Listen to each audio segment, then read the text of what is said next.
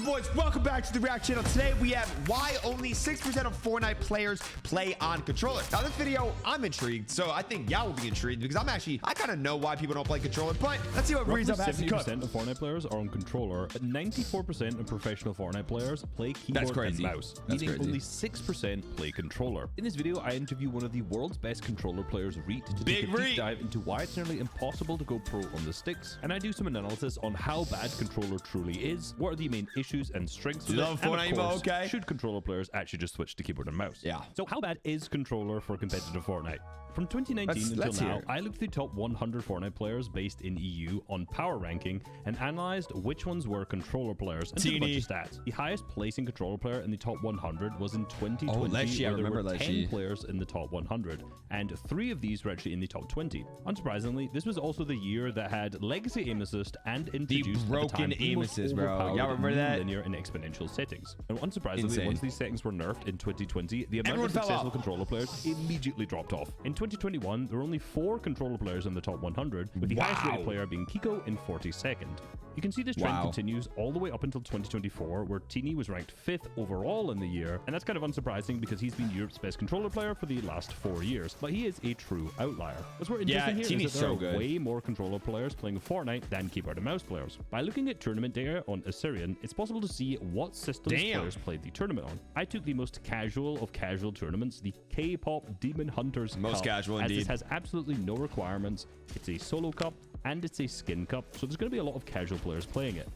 In Europe, 43.64% of players played on PC, 55.15% played console, and 1.23% played mobile. But this differs region to region. For example, in NA, only 29% of players played PC, whereas 64.04% played console, and 3.12% played mobile. By the way, what's crazy on this is in NA, there's over 9,000 players playing this tournament from a Switch 1 on probably less than 30 FPS, so these guys are the true grinders. Wow, that is actually insane. Which input they're using, but the vast majority of those console players are going to be playing on controller, and there's still going to be quite a lot of controller players also playing on PC. Now, since this is a tournament and there's way more competitive players playing, I'm sure the casual numbers are even more skewed towards controller. So just based on this and stats I've heard in the past, I think it's reasonable to estimate that around 70% of Fortnite players play controller. This is insane when you remember the fact that only around 6 players on average are within the top 100 every year. So given there's more players playing controller and way less pro players playing controller, this just shows that controller is definitely worse than keyboard and mouse for the top level of competitive. Now, I haven't played controller in a few years, so I sat down with Reet, who's been one of the best controller players in the world for the last 6 years, to ask him what is it that professional Fortnite players struggle with when they're playing controller at the highest level. Just like literally fighting, like building and editing. Everything is just so awkward. Like, it's just so impossible. A keyboard, like, you can just edit, build, whatever, scroll, reset, all this so easy. A controller, the amount of like work that you have to put in on your fingers to like do a triple edit, like you have to have one finger do 3 different things. Like it's just so hard. Like building and editing, it's literally just impossible on controller. Like if you grab the average person and told them to go do a triple edit, like they would learn it like 100 times easier on keyboard than controller, like if they try to do a triple edit. It's just, you just can't get, I mean, you're not going to be as fast as Peter Ball or something, full stop. Oh yeah, like bro, but even the best, you're never, like I'll fight Peter in game and I'm just like Peter or Pollo or any of those guys, and it's just like, bro, it's like literally, it's like, what are we even doing here? Now, this is just due to the actual design of the controller. The buttons and sticks are designed to be pressed by your thumbs, and then the index and middle fingers press the 2 buttons on top. This basically means that your pinky and ring fingers are pressing no buttons and are instead just used to paddles, right? So this really just means that out of your 10 fingers, you only have 4 that are useful for pressing binds. Now, on most controllers, there's only 4 buttons on top of the controller, and there's 4 build binds, a button for switch to build mode, edit, sprint, jump, crouch, switch weapons, and many more. So when you pile these all up, controller just isn't set up to be efficient with the amount of fingers that you have. Now you can get paddles on the controller, or you can play claw, or you can do both. They play paddles, right? You be pressing multiple buttons with 1 finger and stretching your hand in awkward ways. Compare that to keyboard and mouse, where a lot of the binds just naturally sit where your fingers are, and you have way more options with buttons that are on the mouse, or buttons that are actually that's great, bro. Controller actually sucks. On controller, there's not really an ability to flick easily. The joystick is set up for controlled actions like tracking. It's extremely easy to track a target that's moving in one direction, since you just have to hold the stick in one spot, whereas this is way harder on mouse because you have to think about the friction of your hand and actually moving the mouse at a consistent speed. The sticks are also worse for flicking because that's just a max speed that you can move your crosshair at. Because it's basically impossible to play Fortnite with a higher sensitivity because of the small amount of movements your thumb are making,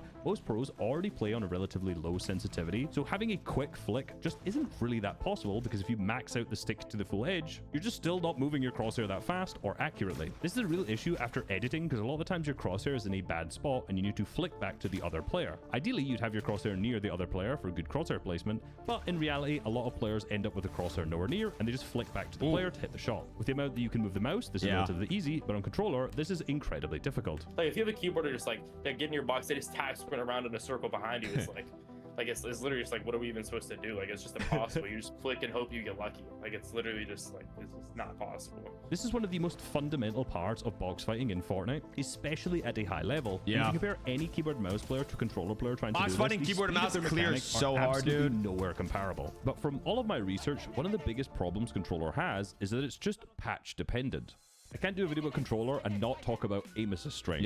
Looking back at the top 100 EU players, it really is no surprise that after the big aim assist nerf in 2020, that the next few years were a real struggle for most controller players. I actually think this is what makes Miro's FNCS run in late Chapter 2 and early Chapter 3 so impressive.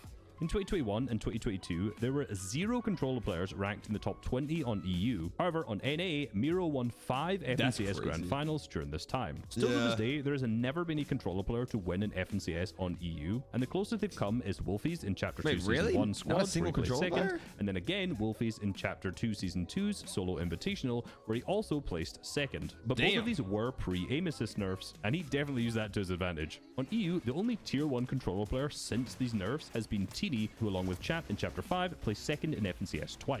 Miro and Teeny are basically the 2 exceptions to the rule, but there's a very clear fall-off of controller players after 2020 when aim assist was nerfed. Keyboard and mouse is very, very consistent. But if Epic Games decide to just buff aim assist at one point, controller will be better. If they decide to nerf it, controller will just be worse. But this isn't only just about aim assist. The actual meta makes a huge difference to how good controller is as well. Like for an example, like this meta specifically, like half zone, when you're sitting half zone and you're in on edge and people are jetpacking, or when you're on height with like an enforcer or like attack AR, like the aim assist on ARs is like, well, for me anyway, that's like the aim assist is really good. Like my AR aim is super good. Like I have better aim than any keyboard player. Similar to tracking in a box, this is because when a player is moving at a consistent speed, it's tracking is easier to track on controller, since the joystick has to just stay in one position, like I mentioned earlier. So with players using a wingsuit, because they travel at a relatively consistent speed, it's quite easy to track them when you're using a controller. However, this is much more difficult whilst using a mouse. Controller is also at an advantage when the game does not run well and it is instead laggy. Yeah, so back in the day when lobbies used to be laggy and end games, it was like a lot easier on controller because it's like, no, you couldn't build anyway. So it was like, if you make it to end game on controller, it's like, yeah, it's cool. Like everyone's lagging around, no one's building too much. You can just worry about shooting. Since LANs returned in 2022, the highest placing controller players have been Builds, who placed 24th in 2022, Miro, who won in 2023.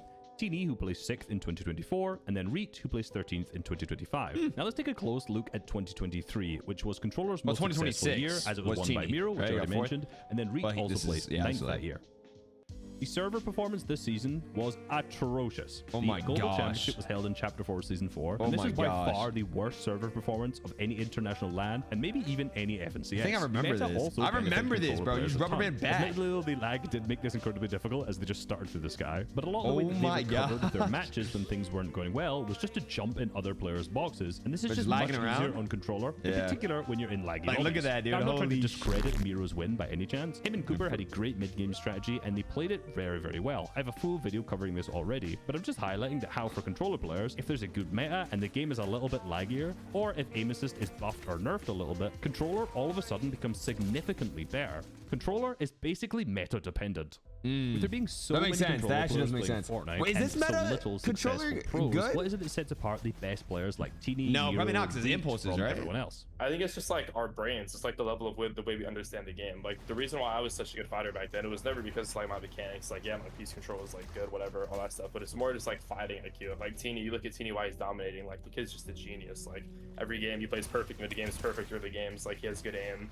he has a goat on his team. But even if he wasn't playing with Shark, he'd still be dominating. Like, it's just like our brains. Like, same with Curry. He's a really smart fighter. He understands the game well, doesn't take much damage. Like, and then that's why Kira and Karama do so good too. It's literally just our brains. Like, we have like, I'm serious, like us five, if I think if any of us had like god keyboard mechanics, like we'd literally be up there with like the best of the world, like Peters and all those guys. I'm not even trolling. I mean, bro, Reed switched because to keyboard and he was so good, dude. It's impossible for controller players to get mechanics as good as the top keyboard and mouse players. You're just not ever going to be as fast as Peterbot. It's genuinely not possible. There's too many limitations on the controller. However, mechanics aren't everything in Fortnite. I did an entire video titled Fast Mechanics in Fortnite are overrated, and the entire point of that video was to show that the vast majority of things that pro players do have nothing to do with their speed, and instead it's much more important to be smart in your fights. The fact that top pros succeed while playing on other was a regions great where their example. ping is 100 or more showcases that it's not all about just having fast mechanics. Now yes, if you want to be the greatest player of all time like a Peterbot, you're going to need to have fast mechanics, but the second player on most people's GOAT tier list is Queasy, and you know, Ferdoxy also won FNCS Major 3 in 2025, and he doesn't have bad mechanics despite the memes, but similar to Queasy's, they're not outstanding. Yeah, no, their mechanics are pretty ass. They're just so good. Their aim's good, they're so smart. Good enough to compete at the top level, and this also applies for the best controller players out there. That's never going to be the strong point in their gameplay, so they have to make up for it in other areas. If you look at the two most successful controller players in EU right now, they are undoubtedly the two most creative players in the region. Teeny has an entire strat named after him for planning and camping in other players' looting paths, and Cringe, who's currently ranked 18th overall in EU as of recording, Cringe is going notorious for finding heal-off strategies, the pickle chip glider rotates, storm strategies to use fish. He basically always comes up with something very interesting that's always ahead of the meta. Both of these players are having a huge amount of success, and very little of that is to do with their mechanics. However, both of their mechanics are good enough to hang at the top level. So does this mean that most of these top controller players would just be better if they switched to keyboard and mouse instead? I mean, look at G-Money. Like, that guy switched to keyboard. Like, he was like, no offense to him, he was just like not even good on controller. Like, I mean, he was like a mechanic, but he was like nowhere near a pro. And then the guy switched to keyboard, and he's flying around. Like, I didn't know G-Money was controller. One of the best fighters in the region now. But if you're like willing to sacrifice being bad, like, it's definitely like you'll definitely probably be better, especially if you understand the game well. You're just like stuck on controller. Like, yeah, I'd say it's probably worth it. Now, after this conversation, I looked into G-Money's results to see what the actual differences was when he swapped keyboard and mouse. Now, on controller, he made 5 FNCS Grand Finals. In those, he placed 36th, 47th, 36th, 17th, and then 43rd. So, not fantastic. 17th was his best placement, but you could see even by coming 43rd at the end, it didn't look like he was improving that much on controller. However, once he switched to keyboard and mouse in September of 2024, the 3 FNCSs he's played since, which were in 2025, he's placed 14th, 14th, and then 6th. Now, that's actually that he didn't just hard switch to keyboard and mouse. If you look through his YouTube channel, he's been playing keyboard for quite some time, so he's obviously been practicing while still maining controller. I don't know G-Money's this big on YouTube. Example to show that if you're a high-level controller player, switching to keyboard and mouse might actually benefit you as long as you're willing to put in the time to practice. Specifically for PC, if you're on console, stick with controller. The aim assist is too good, and the input lag is too bad to play keyboard and mouse. However, the main reason that most players don't switch is because they've probably never played another shooter game on keyboard and mouse, and they've just been playing controller for years and years, even before Fortnite. If you've never played keyboard in general, that's hard, dude. There's no guarantee that you'll actually be better. Looking at the best controller players in the world, their mechanics are good enough to compete with all the keyboard and mouse players, but it's never a strong point in their gameplay. They're all smart, creative, and understand the game to a fundamental level better than a lot of the keyboard and mouse players are. And, you know, if that doesn't work, sometimes they just run in bots with an SMG. Now, Teeny is clearly an outlier. I remember when Unknown used to do that shit to me. I get so mad back in the day. Drop a me if you've been there. I'm not gonna lie. Controller back then was the most, bro, I feel like so many people watching this don't understand how bad controller was, like how broken it was back in the day, dude. We used to get absolutely on in when controller was crazy. But obviously I'm low-key a piece of shit, and I'm kind of happy, got nerfed. This is a great video out of Resub. It really shows why controller is so much ass compared to keyboard. But if you guys enjoyed the video, make sure to like, subscribe, and comment. If you guys are on controller and want to become pro, it is possible, but keyboard is better.